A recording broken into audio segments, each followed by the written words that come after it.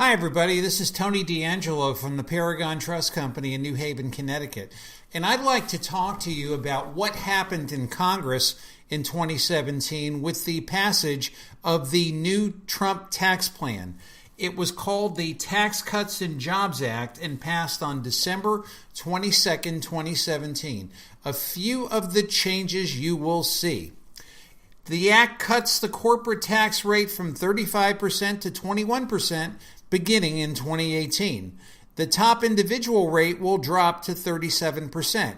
The act cuts income tax rates. It doubles the standard deduction, eliminates personal exemptions, and corporate tax cuts are permanent while individual tax changes expire at the end of 2025. The act keeps 7 income tax brackets but lowers the rates, as we said. Employees will see changes reflected in the withholding in February 2018. These rates will revert to 2017 rates in 2026.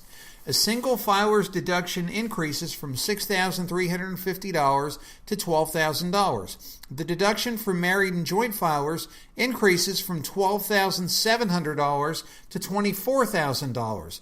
These will also revert back to 2017 levels in 2026. This change alone means that 94% of taxpayers will take the standard deduction. Major opposition for this change came from the National Association of Home Builders and the National Association of Realtors because fewer would take advantage of the mortgage interest deduction, which could drive down housing prices.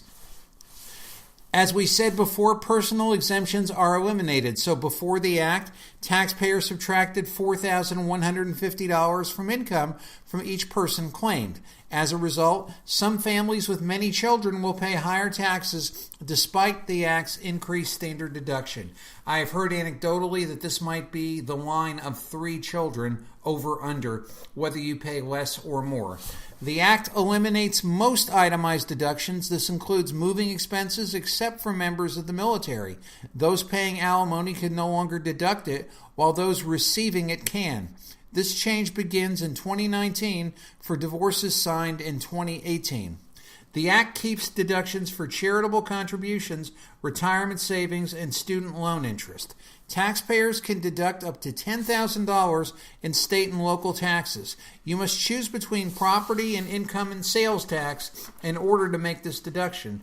This will certainly harm taxpayers in high tax states like New York, California, and Connecticut. The Act increases the child tax credit from $1,000 to $2,000. Even parents who don't earn enough to pay taxes can claim the credit up to $1,400. It also increases the income level from $110,000 to $400,000 for married tax filers. Parents are now allowed to use 529 savings plans for tuitions at private and religious K-12 schools. Funds can also be used for expenses for homeschooled students. There is also a $500 credit for each non-child dependent. This credit helps family caring for elderly parents. The Act also allows oil drilling in the Arctic National Wildlife Refuge. This is estimated to add $1.1 billion in revenue over 10 years. However, it will not be profitable until the price of oil is greater than $70 a barrel. The Act cuts taxes on beer, wine, and liquor. It is estimated this will lead to more alcohol-related vehicle deaths. So what does it come down to, ladies and gentlemen? How does this affect you? The tax plan helps businesses more than individuals. The business cuts are permanent, while individuals expire in 2025. It helps higher income families the most. On average, families will see a 1.7% increase in after-tax income. Those in the 95 to 99% range will receive a 2.2% increase. The Act makes the U.S. progressive income tax more regressive.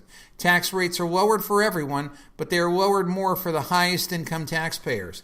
The increase in the standard deduction will benefit 6 million taxpayers. That's 47.5% of all filers. But for many income brackets, this won't affect lost deductions. The Act increases the deficit by $1 trillion over the next 10 years, according to the Joint Committee on Taxation.